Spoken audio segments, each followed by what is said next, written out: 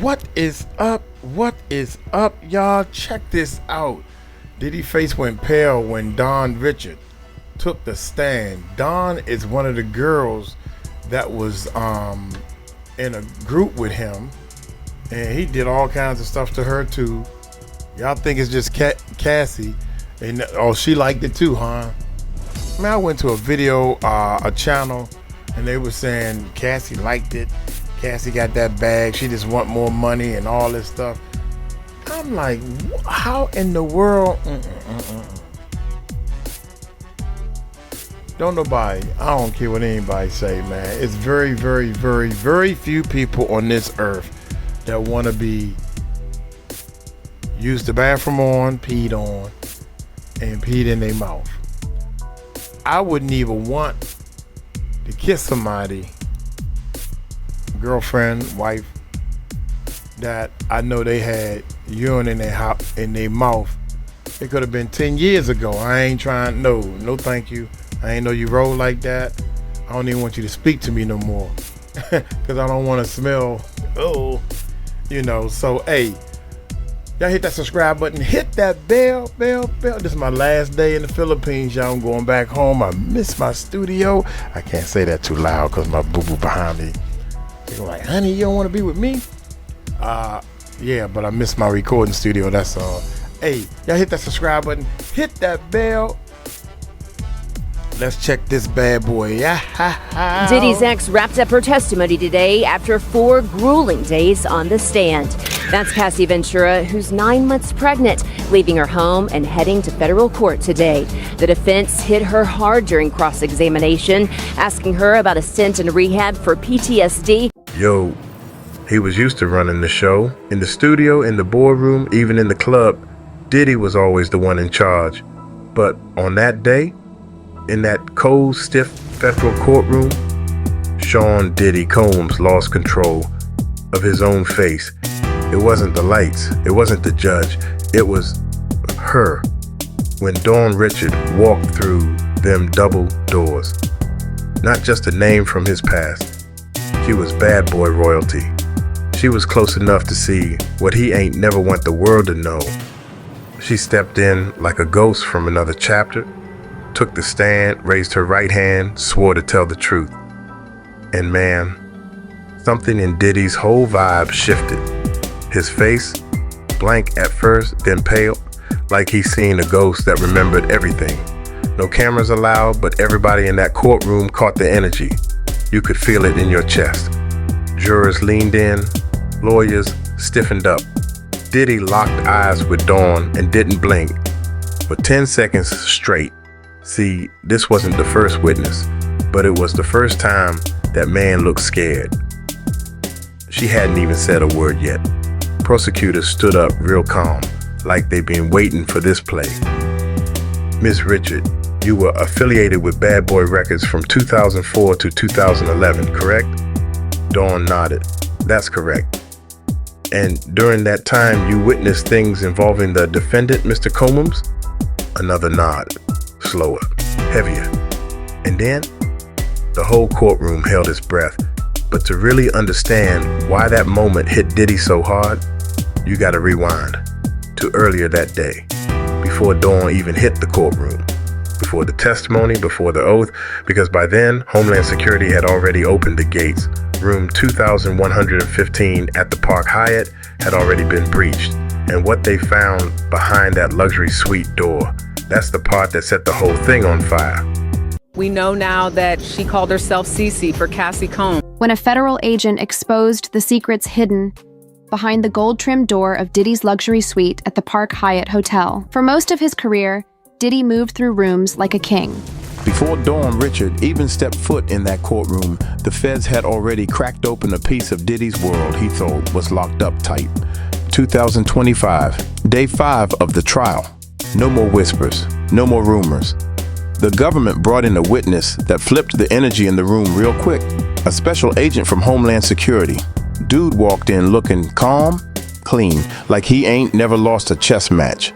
Job title, Human Trafficking Division. Crisis Negotiation Team. Yeah, not the kind of brother you bring in unless something real serious went down. Where do you work? HSI, he said, like it was nothing. And what was your involvement in this case? I executed a search at Mr. Combs' hotel suite after his arrest. That's when jaws tightened and back straightened. Everybody knew Diddy got arrested. That hit the blogs, the headlines, the late night news. But this was the first time someone stood under oath and told the world what was really behind that door. Room 2115, Park Hyatt Hotel, Manhattan, booked under his name. Luxury suite, gold trim, silk curtains, probably room service on speed dial. But what was inside wasn't no penthouse fantasy. Can you describe what you found? The prosecutor asked. The agent didn't flinch. He answered like he was reading off a grocery list of damnation. We assigned letters to each zone in the room and began the search. First up, the closet. What they found? Plastic bags filled with Johnson & Johnson baby oil. Dozens of bottles of Astroglide. Yeah, that kind of party. Then the bathroom, more baby oil, same brand. Neatly stacked like inventory, not usage. Jurors started shuffling in their seats, eyebrows raised, mouths half open. Then they hit him with the audio recording. Cassie, on tape, threatening to kill a Diddy associate who had footage from one of their so-called freak-offs. Nobody breathed. You could feel the floor vibrate. Next up, that Louis Vuitton bag on the bedside table. Inside it, a prescription bottle, name on it. Frank Black, a name not registered to that room or any staff. Inside the bottle, little pink powder packets. Lab tests said ketamine, MDMA. Yeah, party drugs. The kind that mess with memory. The kind that turn no's into I don't remember. Then they pulled out the black duffel bag, sitting quiet at the foot of the bed like it ain't mean nothing. Inside, $9,000 in cash. No receipts, no wallet, just stacks. What did you do with the money? I had Agent Bender collect it. She folded the bills one by one, like she was dealing cards at a high-stakes table. Everything tagged, everything sealed, everything real. And then the last question hit the courtroom like a shot. Did you find anything suggesting Mr. Combs wasn't alone in the suite? The agent nodded. Yes. Female clothing, handbags throughout, boom. A detail, not an accusation, a fact. And in a trial like this, facts can cut deeper than any headline. See, that hotel room wasn't just a scene. It was a blueprint of a lifestyle the world ain't supposed to see. And the minute those agents opened that door, Diddy's walls started to crack. And just like that, the air shifted. The prosecution stood tall and clear like they'd been saving the ace for this exact moment. Your Honor, the government now calls Dawn Richard to the stand. You could feel it. Room 2115 might have been private once, high above the streets, penthouse vibes, but once that warrant hit and those agents walked in, privacy got turned into evidence.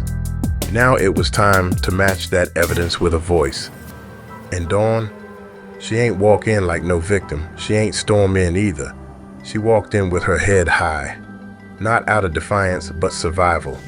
This was Dawn Richard, y'all. Pop icon. Danny Kane, the voice, the look, the star. But that day, she wasn't none of that. She was a witness. A woman who'd seen too much. A woman who kept quiet for too long. Please state your name for the record. Dawn Angelique Richard. Her voice, calm, but her eyes, them eyes told a whole different story. One with pain, clarity, and just enough fire to burn it all down. Prosecution didn't warm it up. They went straight to the smoke. Miss Richard, do you recognize this individual? They held up a photo. She didn't flinch. Yes, that's Cassie Ventura. Yeah, that Cassie, the same woman who lit the match with that lawsuit. The one who flipped the industry upside down and started this whole unraveling. But this ain't just Cassie's story. Dawn had one too. One the public never heard. Can you describe an incident that took place in 2009 involving Mr. Combs and Ms. Ventura? Dawn's lips pressed tight. Her hands clasped like she was holding back a storm. We were at his home in Los Angeles, she started. We were working, recording. She didn't say it felt safe, because it didn't. Then it dropped. Diddy started yelling, "Where's my food?" Then it escalated fast. He grabbed a frying pan. It had eggs in it. He swung it, not to scare, not to shake her up, but at her head. Cassie dropped, curled up into a fetal position. And he didn't stop. He kicked her, hit her, dragged her down the stairs. Glass breaking, screaming, Dawn said. I was scared for her, for myself. The courtroom froze. You could hear the tension like a bass line in your chest. Eyes shifted. People leaned forward. Diddy? Stone cold. Still, but he wasn't unreadable. He was exposed. Did you intervene? No. Did you call the police? No. Why not? Dawn swallowed. Because I was terrified. We were told it was better if we didn't talk. That people could disappear. Disappear. Not just pain, not just fear, control, wrapped in money, wrapped in power, wrapped in silence. Dawn ain't cry, she ain't break. She spoke like a woman who'd carried this weight for too long. And now she was letting it go. In front of the man who made her carry it. We back in Los Angeles. Dawn. Richard said it soft, like the memory was pressing down on her lungs. We were working on music. Everything felt normal until it didn't. It started with eggs. Diddy shouted, "Where's my food?" And then silence. But not the peaceful kind. The kind that makes your skin crawl because you know something dark is coming. Then came the metal. The sound of a frying pan scraping across tile. A heavy black one, still steaming with eggs. And he swung it. Not to scare her, not for show. He aimed for Cassie's head. She dropped to the floor. Didn't scream, didn't fight, just curled up. Fetal position. Like she knew this wasn't his first rage and it might not be his last. And he kept going. Blow after blow. Kicks to the back, to the legs, to the arms. Not like a man who lost control. Like a man who'd been here before. Like a routine. Like a rhythm. And the sound? It wasn't just her cries. It was the glass. She was dragged across the room, down the stairs, through broken glass. Shards on the floor, more broke beneath her. The whole house started screaming, not from voices, from violence, and still nobody called for help. Not Dawn, not anyone in that house. Why? The prosecutor asked, "Were you scared?" Dawn didn't hesitate. Yes, I was scared for her. I was scared for me. Then she dropped the line that made the whole courtroom go still. The next day he told us it was a passion thing, that she was fine, that we shouldn't talk about it. And then he said, she looked down, then back up, some people go missing. Boom. That ain't no metaphor, that ain't no rap lyric. That's a threat. Plain. Director, heavy. He didn't need fists to control people. All he needed was fear. Of what could happen. Fear of disappearing. Dawn wasn't just afraid of Diddy the man. She was afraid of what Diddy represented.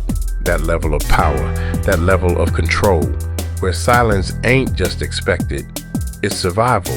So she ain't say nothing. She ain't make a report. She ain't run to TMZ. She did what so many do in them circles of power. She endured. Some people go missing.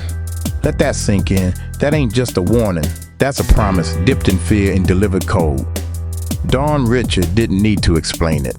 The jury understood. Hell, the whole room understood. See, Diddy ain't just swinging fists. He was swinging influence. Controlling people not with chains, but with chances. Inside Bad Boy Records, he wasn't just a boss. He was the gatekeeper, the man who decided who dropped an album, who got shelved, who flew private, and who disappeared from playlists like they never existed. Dawn didn't speak up in 2009, not because she didn't care, but because she knew what time it was. Back then, Diddy could flip the industry like a pancake. You cross him, you ain't just risking your job, you was risking your whole existence. Disappear from radio. Disappear from the press, disappear from relevance. Dawn told the jury, When someone like that is angry, it's not just about what he'll do to you. It's about what he can make other people do to you. That's power, not the kind with security guards or NDAs. The kind where people silence themselves before you even ask. The silence around Diddy wasn't accidental. It was cultural. A culture where the wrong word could cost you your career.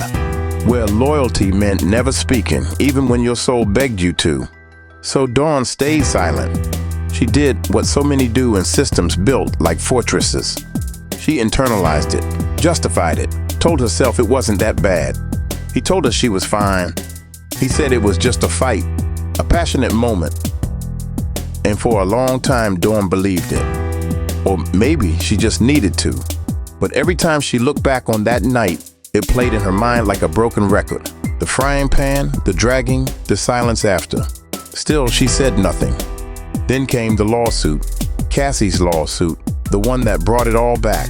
The accusations of drugging, coercion, and freak-offs. Suddenly, Dawn realized what she saw wasn't no one-off. It was part of a pattern, and for the first time, she knew she wasn't alone. So when that subpoena hit, when the government asked her to testify, she didn't hesitate. "I needed to speak," she said, "because I knew what I saw, and I couldn't carry it anymore." But there was another reason, one she ain't say out loud, not to the jury, not to the press, because this wasn't just about healing. It was about stopping him, stopping the silence, stopping the threats, stopping the whole damn system that let this man rise untouched for decades. Dawn's words weren't just testimony, they were a reckoning. Uncle Mike breaking down the silence, the fear, and the moment it all cracked open. So now you asking, why now? Why Dawn Richard come forward today, not back in 2009 when the screams were fresh and the glass was still crackling on the floor? She said it plain. No tears, no hesitation. Because it's time. Because it ain't just about me, it's about what happened to her, to all of us. That courtroom changed when she said that. The walls felt tighter, the air heavy like judgment. Because this wasn't no performance, this was truth, busting through a decade of silence. See, Dawn didn't just carry a story, she carried the weight of a whole system. A music industry built on cosigns, favors, and shut mouths. Back in 2009, she could have gone to the press. She could have posted up outside TMZ. She could have said something. But she didn't. Not because she ain't brave, but because in that world, speaking out could end everything. See, Diddy wasn't just rich. He wasn't just famous. He was untouchable. He built the narrative, curated the image, hosted the charity events, danced with his kids on TikTok. He made you believe he was the dream, and in private, he ran a nightmare. And Dawn, she was afraid of more than just him. She was afraid of what he represented, a machine that don't just silence women, it erases them. Inside Bad Boy, he controlled the board. Who got dropped? Who got dropped off? Who got noticed? And who got forgotten? If you ain't follow the rules, you ain't just lose your spot. You vanished. Dawn told the jury, it's hard to explain. When someone like that is angry, it's not just about what he'll do to you. It's about what he can make everybody else do for him. That hit hard. Because it ain't just about fists, it's about influence. The silence around Diddy, that wasn't coincidence, it was engineered. People feared being labeled disloyal, feared never working again, feared being thrown in that crazy pile. So Dawn stayed quiet. She endured, she internalized. She told herself it was just a moment, that things get out of hand sometimes, that he didn't mean it. But the truth, it haunted her. The frying pan, the glass, the dragging, the stillness after. Then Cassie filed that lawsuit, and everything came flooding back. Same pattern, same manipulation, same violence behind silk curtains. Dawn realized this wasn't isolated, this was a blueprint. And for the first time, she wasn't in that house alone. So when it was time to testify, she ain't freeze. She ain't back down. She said, I knew what I saw, and I couldn't carry it anymore. And low-key, there was another reason she ain't say on that stand. Because this wasn't just about healing. It was about stopping him. Uncle Mike exposing the machine behind the man. No filters, just facts. Yo, what Dawn Richard did wasn't just testify. She cracked the code on how silence gets manufactured in the music biz. Because this wasn't just about Diddy the man. This was about Diddy the myth, the mogul, the kingpin, the puppet master behind platinum plaques and platinum fear. And see, that fear, it wasn't just in his fists, it was in his reach. He ain't have to say, stay quiet. The whole room already knew the rules. Inside Bad Boy Records, Diddy was the system. He chose who got radio play, who got budgets, who got dropped, who got erased. And if you dare speak on his name, you ain't just lose your job, you lost your voice. Dawn told the court straight up, when someone like that's angry, it ain't just what he might do. It's what he can make other people do for him. That hit like a wrecking ball, because everybody in the game been seeing this pattern. Whispers in studios, chatter in dressing rooms, assistants, stylists, label folks, they all knew, but nobody said nothing, because the cost of speaking was exile. The silence around Diddy, that ain't just fear, that's culture. A culture built to protect men like him even when the walls start closing in. And for a long time, even Dawn believed the lie. He said she was fine. It was just a passionate moment. Things got out of hand. She repeated it. She lived it. But deep down, she knew better. Because trauma don't disappear. It lingers. And every time she thought about that night, the sound of the frying pan, the crack of the glass, the silence afterward, it echoed. But she stayed quiet. Why? Because the game is rigged to keep women like her in check. Speak up and you're bitter. Stay quiet and you're complicit. Then Cassie broke the silence, and that gave Dawn permission to break hers. And when she did, the whole foundation started to tremble. Because now, it ain't just one woman telling her truth, it's a movement. And the industry is feeling the heat. Uncle Mike breaking down how Diddy's lawyers tried to twist the truth and gaslight the courtroom. So boom, Dawn Richard just dropped a truth bomb so loud, it echoed through the walls. A bad boy history. But Diddy's legal squad, they was ready. Suited up, strategy tight, they ain't come to cry, they came to spin their whole defense, 3 Ds. Deny, deflect, destabilize. First move, deny it all. This wasn't abuse, they argued. These were two adults in a complicated relationship, and they said it was consensual, that the lines were blurry, no criminal, and that Cassie and Diddy were lovers, not victim and predator. Then came the deflection. They painted the lawsuit as a money grab.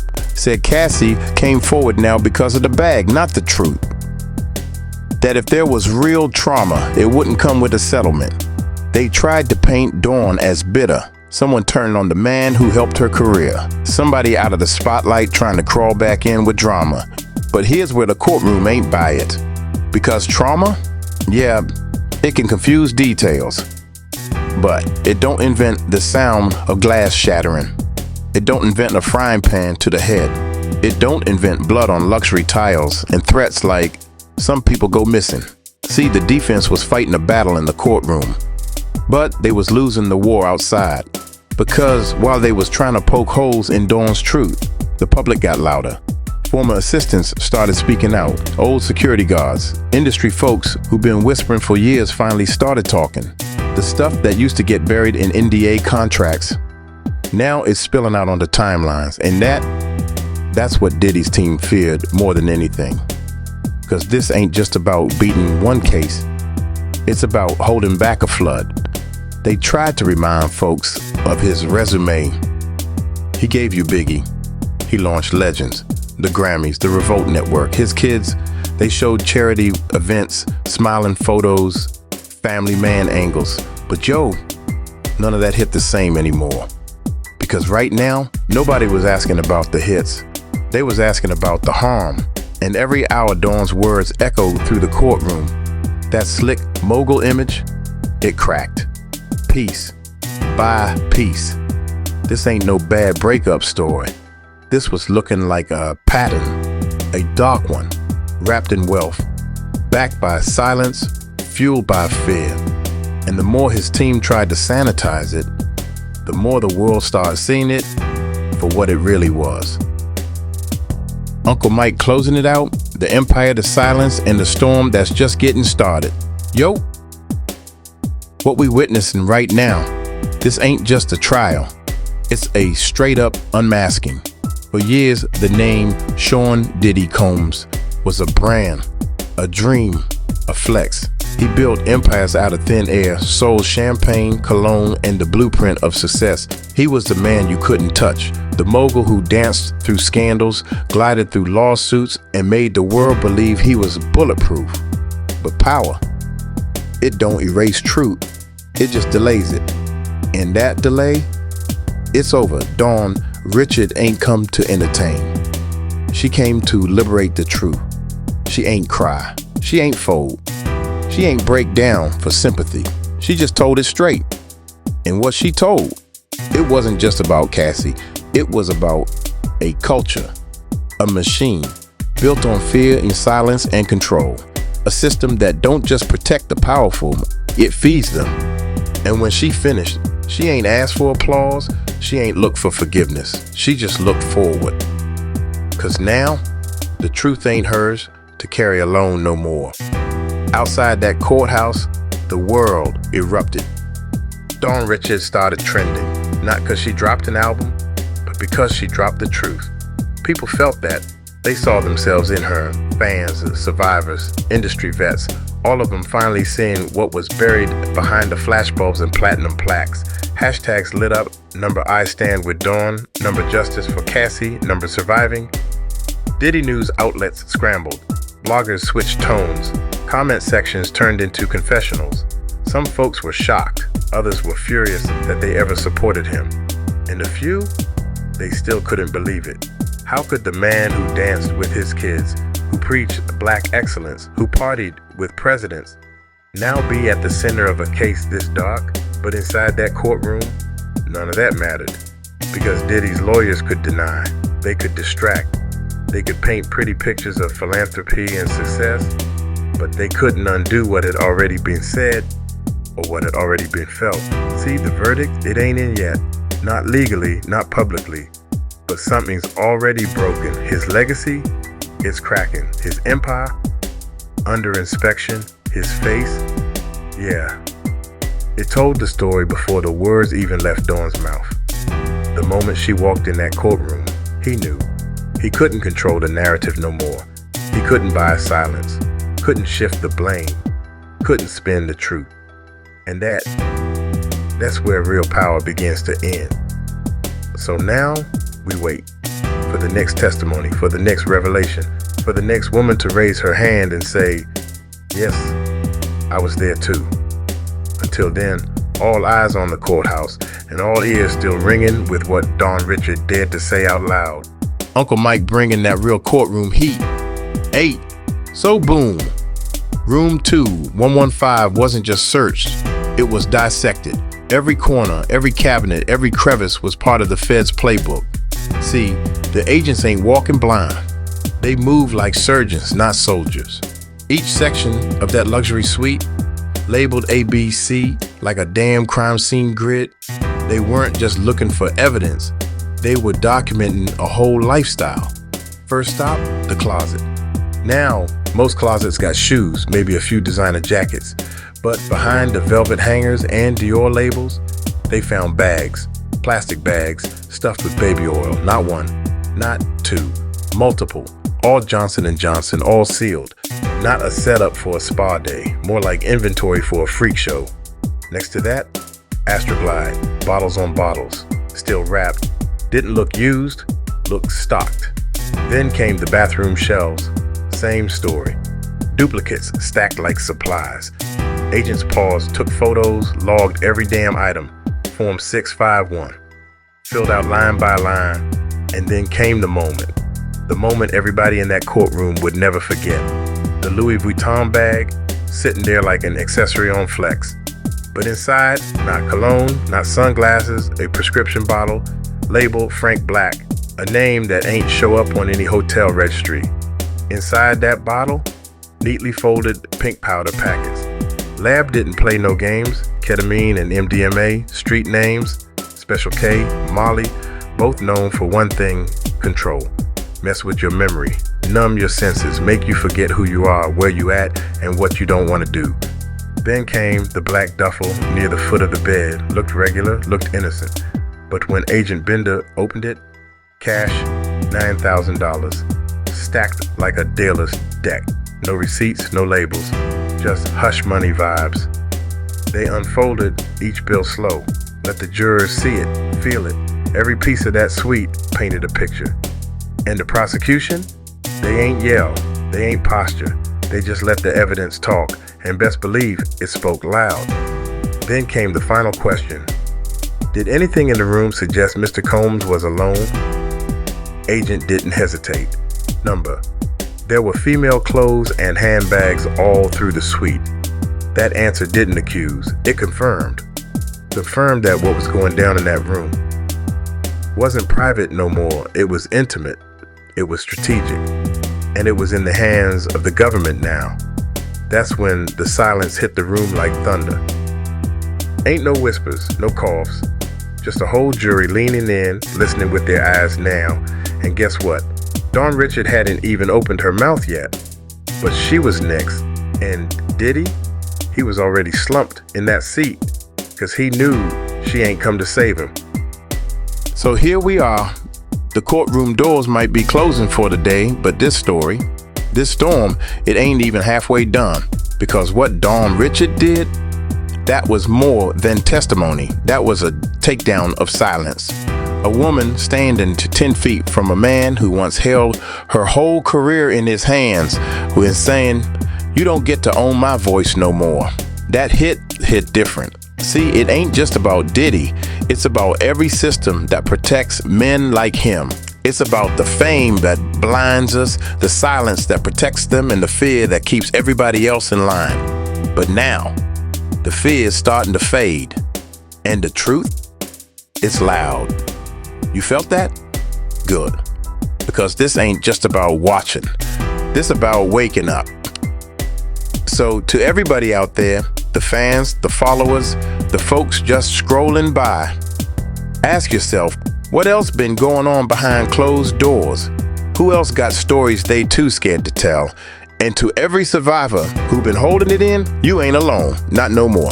This is Uncle Mike, signing off until the next truth drops. But don't get it twisted. The verdict might still be waiting, but the mask, it already slipped.